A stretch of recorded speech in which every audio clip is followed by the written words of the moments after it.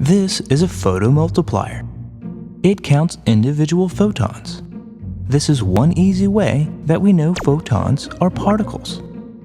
If light wasn't made up of particles, we couldn't count them. Every instrument that has ever been designed to detect weak light has shown the same thing. Light is made up of particles. Today we are going to examine how light interacts with matter.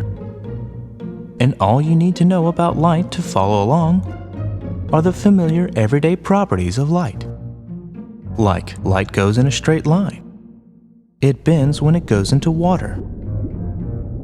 When it reflects off a mirror, the angle at which it hits the mirror is equal to the angle at which it leaves the mirror. Light can be separated into colors. You can see beautiful colors on a puddle if there's a little bit of oil on it. A lens focuses light, and so on. Almost everyone has experienced looking out a window and seeing themselves partly reflected in the glass. Let me tell you about an experiment in which photons of just one color, say red, are emitted from a light source down towards a block of glass. A photomultiplier is placed at point A above the glass to catch any photons that are reflected from the front surface. And another photomultiplier is placed at point B inside the glass. And we find that on average, every 100 photons that we shine straight down on the glass, only 4 arrive back at A, while 96 arrive at B. But now we have a real problem. If we think about each photon encountering the glass, we might wonder, how does a photon decide whether to go through the glass or reflect back into the room? Okay, let's do it again. Only this time, we replace the block of glass with a thin sheet of glass, and we move photomultiplier B to the other side. Now the photons can reflect off either the front or the back surface of the glass in order to show up at A. We might expect that 4% would reflect off the front surface and 4% of the remaining photons to reflect off the back, making a total of about 8%. But what we find is that with some sheets of glass, 15 or 16 photons find their way back to A, and with other sheets of glass, we get only 1 or 2. Some sheets of glass reflect 10%, and others eliminate particle reflections altogether. After checking the glass sheets very carefully, we find they differ in only one respect. They vary ever so slightly in thickness. With this as a clue, we redo the experiment with progressively thicker and thicker glass. And sure enough, we see the particle reflection vary from 0 to 16%, and back to 0, and back to 16%, and back to 0 in a continuous cycle. Wow, how can that happen? How can adding a second surface somehow turn off the reflection from the front surface? How does the photon know how many surfaces it will encounter before it gets to them? The answer is that each photon travels every possible path simultaneously. There's no decision-making at all. And the probability of each final outcome is determined by adding the probability from each possible path. And each individual path probability can be represented by a little arrow, such that the actual probability is the square of the length of the arrow. For example, in the first experiment, we found that the probability that the photon would arrive at photomultiplier A was 4%. That corresponds to an arrow whose length is 0.2, because 0.2 squared is 0.04. In the second experiment, there are 2 paths for the photon to get to A. So there must be 2 arrows, and we must add them. But how do we add arrows? we simply put the tail of the second arrow at the head of the first and draw a new arrow from the tail of the first to the head of the second. Now, to determine the direction that each arrow points, imagine that there is a stopwatch that times the movement of the photons along a path. When the photon leaves the source, we can start the stopwatch. And when the photon triggers the photomultiplier, we can stop the stopwatch. And whatever direction the hand points is the direction of the arrow for that path. Except we need one more rule. When the path includes reflection off the front surface of the glass, we reverse the direction of the arrow.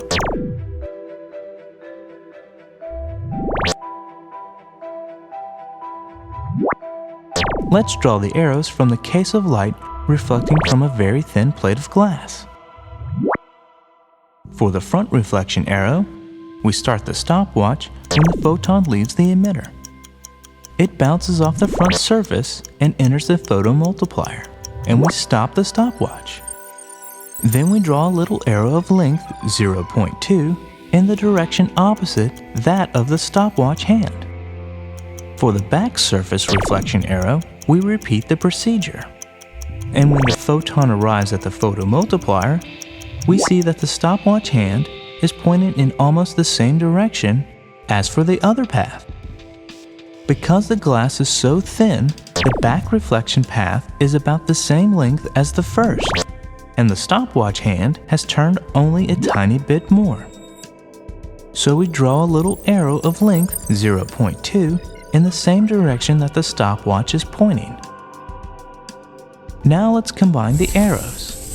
Since they are nearly the same length but point in the opposite directions, the final arrow has a length of nearly 0, and its square is even closer to 0. So the probability of light being reflected from a really thin layer of glass is essentially 0. As we replace the glass with increasingly thicker pieces, we can see that the stopwatch for the second path would turn more and more as the path gets longer. So the resultant arrow gets longer and longer as well, and the probability of reflection grows. When the glass is just thick enough for the stopwatch to make a half turn, the length of the two arrows add to give us 0.4. And the probability of reflection is the square of this, or 16%. As the glass keeps getting thicker until the stopwatch has made a complete extra turn, the resultant arrow is back to 0, and the probability of reflection is back to 0, and the cycle starts again. If we repeat this experiment with other colors of light, we would get similar results. Depending on the thickness of the layer of glass, we would get repeating cycles of reflection probabilities ranging from 0% to 16% and back to 0. But with one difference. The stopwatch hand turns at different speeds for each different color of light. So the thickness of the glass that results in 0% or 16% reflection is different for each color. And that explains the colors we see when the light is reflected from a thin film of oil on a mud puddle. The oil film is never exactly uniform in thickness, so different sections of the film are just the right thickness for reflecting red light, or blue or green light. So we see the entire rainbow of colors reflected from different areas of the film.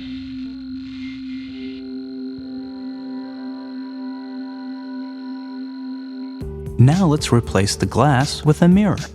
We move the light source off to one side and move the photomultiplier off to the other side.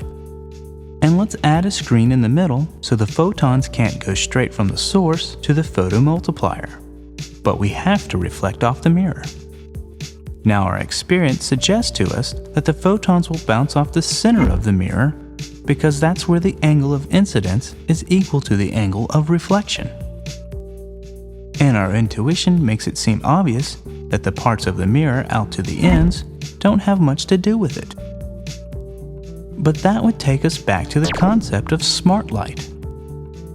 How does the light know that it's supposed to travel in a single path?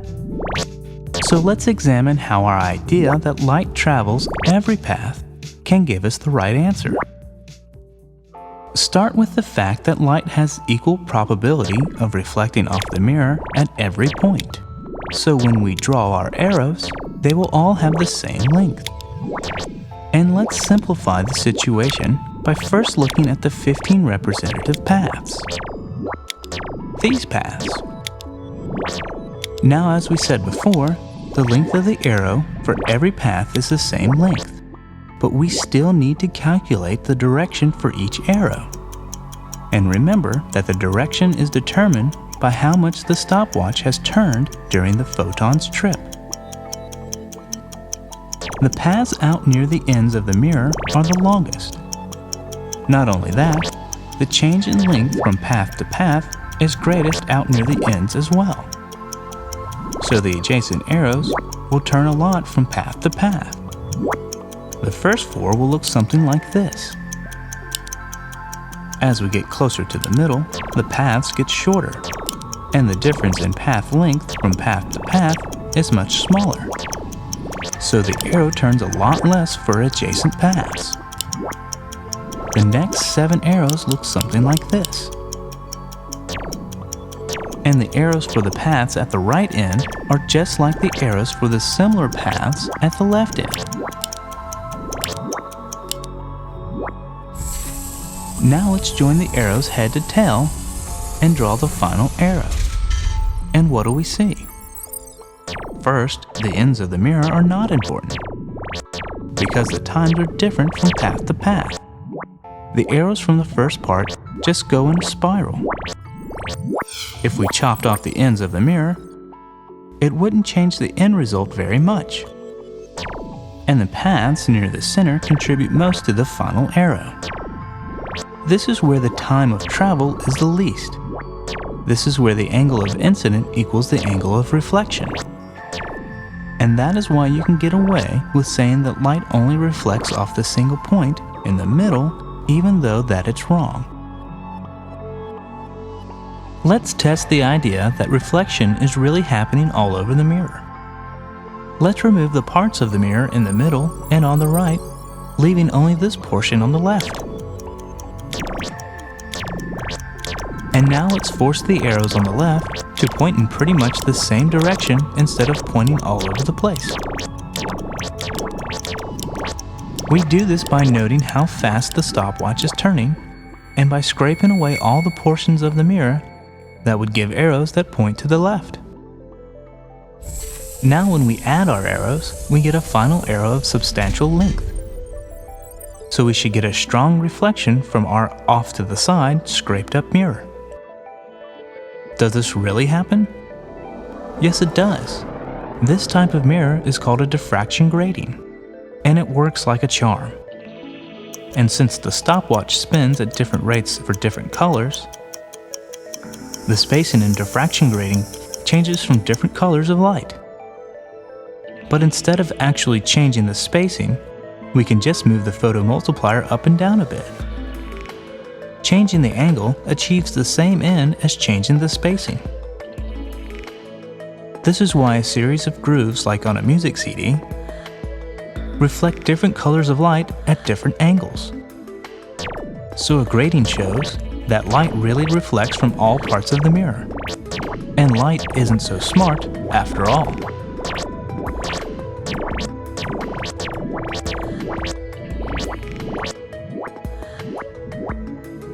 We could continue describing interference and other phenomenon with our every path method and spinning arrows, but suffice to say, the method works.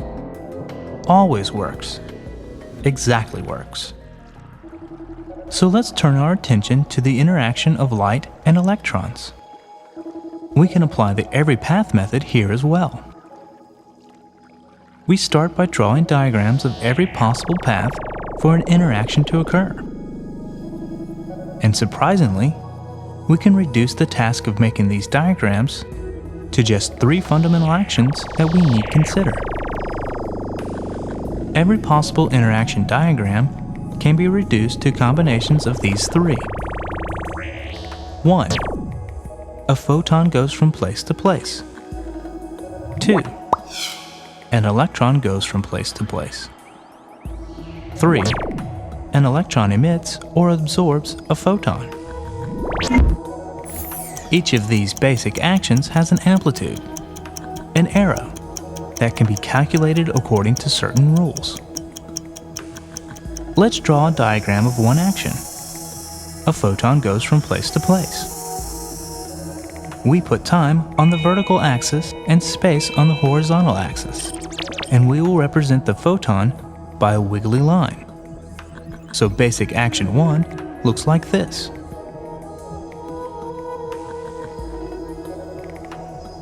There is a certain probability amplitude for the photon to go from A to B. Let's call it P, A to B. And there is a formula for the size of the corresponding arrow.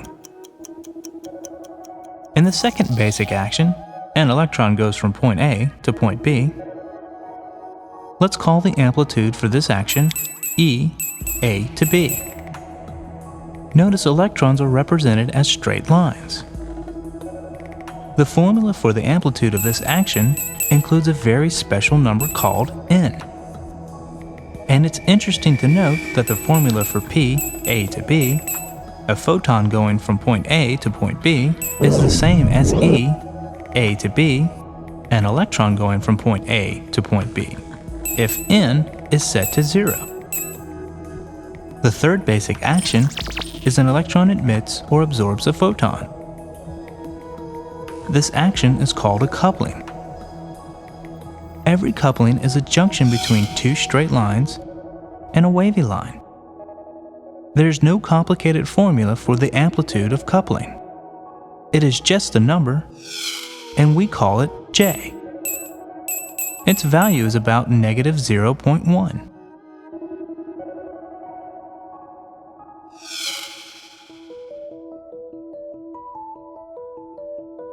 Now let's calculate the probability that two electrons at 2 points, 1 and 2, end up at points 3 and 4.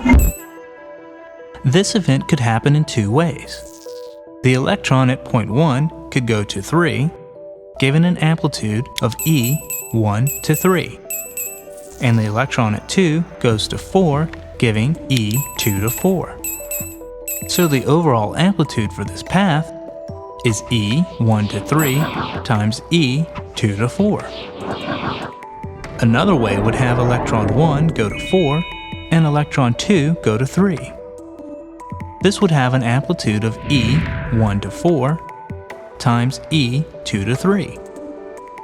And of course, the final step is to add these two arrows to get the total amplitude. This would be a good first approximation, but we should also consider other ways this event could happen. For each of the ways we just described, one electron could emit a photon on the way, and the other electron could absorb a photon along the way. Calculating this complicated amplitude involves the number J we mentioned earlier. It is shown here. And there are more possibilities. This looks hopeless, but the number J will come to our rescue. The first ways this event could happen have no J's in the calculation. The next way had J times J. And the last would have J times J times J times J. And since J times J is less than 0.01, the arrow from this possibility is only 1% as long as the arrow for the first way. And the J times J times J times J path is less than 1/10,000th as long as the no J method. So you only have to go to the more complicated possibilities if you need increased accuracy. When an electron is placed in an external magnetic field, it exhibits a response called its magnetic moment. The diagram for the first approximation of the magnetic moment of an electron is very simple. an electron goes from place to place and couples with a photon from a magnet. This gives a value of 1 for the magnetic moment. After some years, it was discovered that the value was not exactly 1, but something like 1.00116. In 1948, the first second-order corrections were made. They involved J times J terms from diagrams like this. To calculate the contributions from this class of diagrams, we had to make an arrow for every place in space-time that the photon could be emitted and every place that it could be absorbed. And since then, experiments have measured the magnetic moment to even greater accuracy.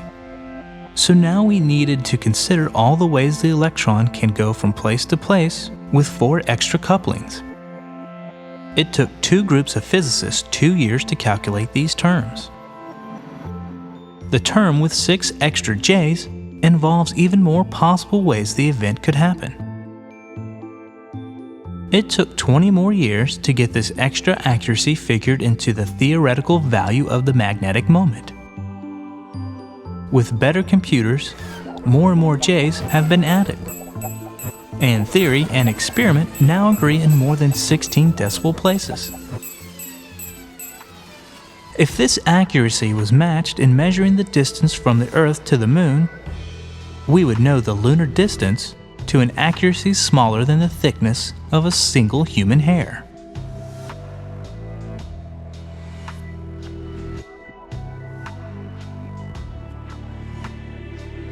Quantum electrodynamics is perhaps the single most successful physical theory ever devised.